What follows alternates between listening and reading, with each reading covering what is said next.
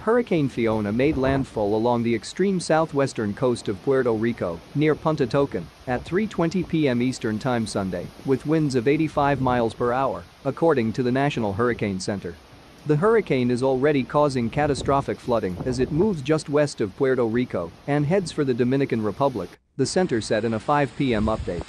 The Hurricane Center is forecasting 12–18 inches of rainfall with a local maximum of 30 inches, particularly across eastern and southern Puerto Rico.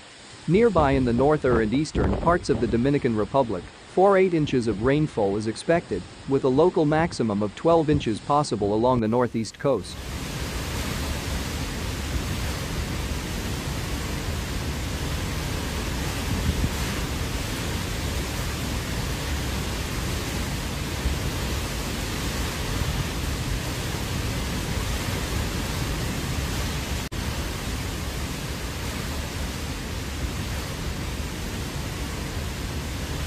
A flash flood emergency was issued for Sector San Felipe and Mosquito in Salinas County Sunday night as heavy rainfall pounded the region, where 10–15 inches of rain have already fallen and another 2–4 inches are possible, according to the National Weather Service.